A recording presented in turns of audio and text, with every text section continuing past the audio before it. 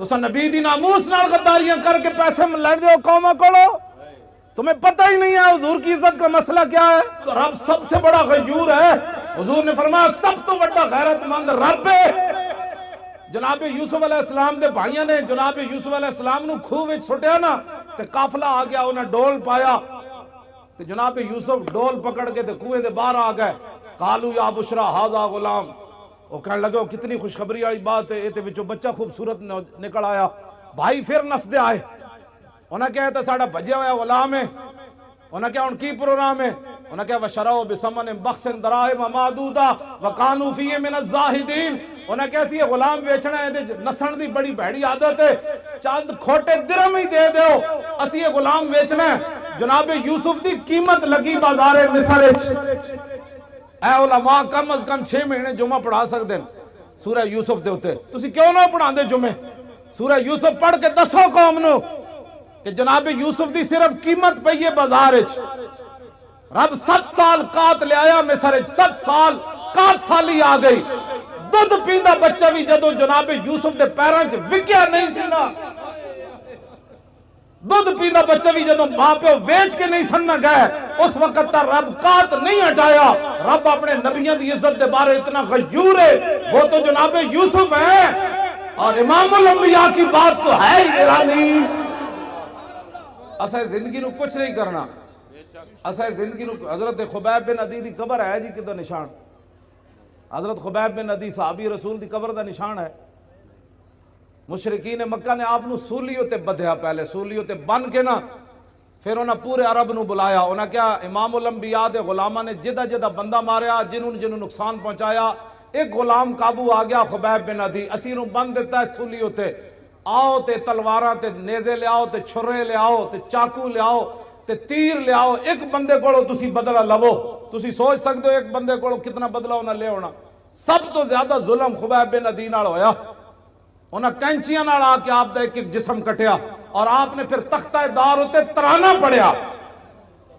مکہ تو حضور بہت بعد اچ فتح ہویا نا جی، آمنو جتھے مقام تنعیم ہے نا مسجد عائشہ، اس مقام ہوتے آپ نے تختہ دار جدو آپ دا جسم کٹ رہے سن نا، اور دوروں ہٹ کے نشانہ بن رہے سن، لو تو نہیں سی نا، خبیب بن عدی دا جسم تا انسان آڑا ہی سی نا، دوروں ہٹ کے انہاں دے نشانہ باز، دوروں ہٹ کے آپ تے تلوارہ نال آپ تے چھوڑے لا رہے سن، ایک ایک جسم نے ایک چھوڑے جو لکڑی دے چھوڑے لاندیں اینج لا رہے سن، تے آپ اینجے تختہ دار ہوتے بدے ہوئے سن، تے آپ نے انہوں نے ویکھ کے فرمایا تم کیا سمجھتے ہو کہ میں نے جن کا کلمہ پڑھا ہے میں بے وفائی کر جاؤں گا؟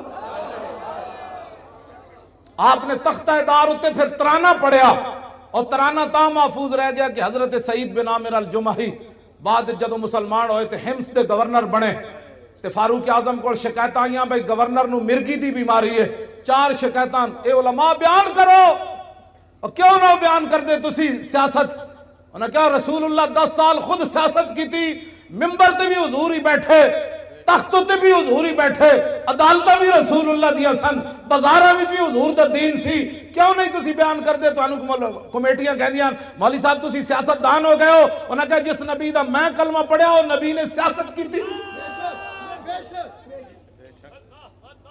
یہ حضور تاں گل محفوظ رہ گئی کہ سعید بن عامر جڑے اس موقع تے موجود سن نا، جو کلمہ نہیں سی انہاں پڑھیا، بعد جو انہاں کلمہ پڑھ لیا، انہاں پھر صحابہ نو دسیا سی کہ انہاں نا، تو آپ نو جدو حضرت عمر کو 4 شکایتاں آئیاں نا بھئی انہوں مرگی دی بیماری، حضرت عمر نے حمص سے تو طلب کیتا، میں جدو حمص دی حدود داخل ہویا نا جی ملک شام جدو میں گئے سی، تو میری اکھاں رون لگ پئیاں سن کہ اے او شہر ہے جدے وچ گورنر حضرت سعید بن عامر الجمحی، قبر میں نو نہیں ملی، میں اتھے حاضری ضرور دی خالد بن ولید دی قبر تے، آپ دی قبر میں نو مل گئی، میں اتھے حاضری دیتی۔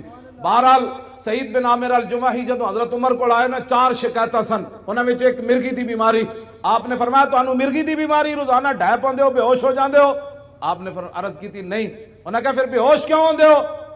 فرمایا جدو جسم کٹیا جا رہے سی نا سولی تے بن کے، اس ویلے میں موجود سی، تے میں جدو تصور کرنا میں بے ہوش ہو جانا۔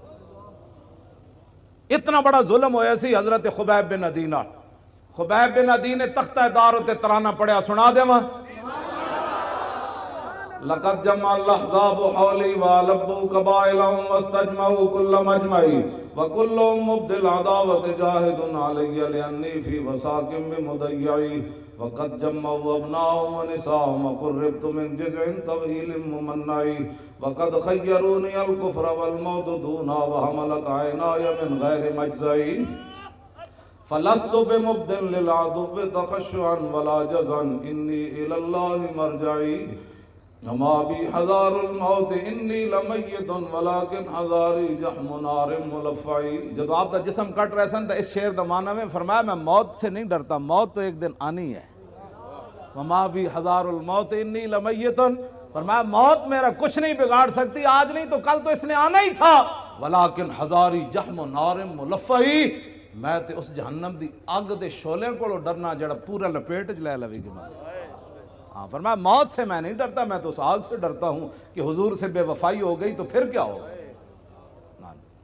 فضل العرش صبرنی علی ما یراد بی فقد بدوا لحمی وقد یاس مطمعی. فرمایا انہوں نے تو میرا جسم بھی کاٹ دیا اور میرے زندہ رہنے کی امید بھی مک گئی. ہزار جسم جب کاٹا جا رہا تھا تو پھر آخر میں چہرے کو انہوں نے تلواریں ماری نا، پھر آخر میں ناک کان انہوں نے کاٹے، آنکھوں کے اندر پھر برچھے تو آخر میں ڈالے نا. انہوں نے کہا کہ انہوں نے تو میرا جسم کاٹ دیا، اب زندہ رہنے کی امید بھی ختم ہو گئی. آگے الاللہ اشکو غربتی ثم قربتی وما ارصد الاحزاب لی عند مسرعی. اب میری غریب الوطنی اور میرے اوپر جو ظلم ہو رہا ہے میں اس کی شکایت اپنے رب کی بارگاہ میں کر رہا ہوں. کیوں جی آخر تو پھر کی فرمایا جدوں نہ جسم اپنوں ایتھے مارن لگ دے تو پھر زبان کٹنے دے قریب آئے نا، جدوں آپ دی زبان پھر انہیں کٹنے کا بار کٹ کے زبان کٹن لگے، اس ویلے پھر آپ نے فرمایا فلست بالی حین اقتل مسلما علی جنب کان للہ مسرعی وذالک فی ذات الالہ وان یشاء یبارک علی اوصال شلو ممزعی. فرمایا میری زبان کاٹنے کے بعد اب یہ خاموش ہو جائے گی. فرمایا سن لو، مجھے تمہاری اب زبان کاٹنے کے قریب آ گئے، مجھے اس بات کی کوئی پرواہ نہیں تم میری زبان کاٹنے لگے ہو، اس لیے کہ میں دنیا سے محمد عربی کا غلام بن کے جا رہا. ہاں جی توجہ جی. فرمایا یہ سب کچھ میں اللہ رسول کے لیے برداشت کر رہا ہوں. وذالک فی ذات الالہ وَإِن يَشَاء يُبَارِكْ عَلَىٰ أَوْصَالِ شِلْوٍ مُمَزَّعٍ. فرمایا میرا جسم کاٹ کر تم تاڑیاں مار رہے ہو کہ ہم نے حضور کے غلام سے بدلہ لے لیا. فرمایا جس رب کے لیے میں نے یہ اذیتیں برداشت کی ہے نا، میرا رب قادر ہے میرے کٹے ہوئے جسم کو پھر جوڑ دے گا، ایسے کر دے گا. بس یہ اسلام.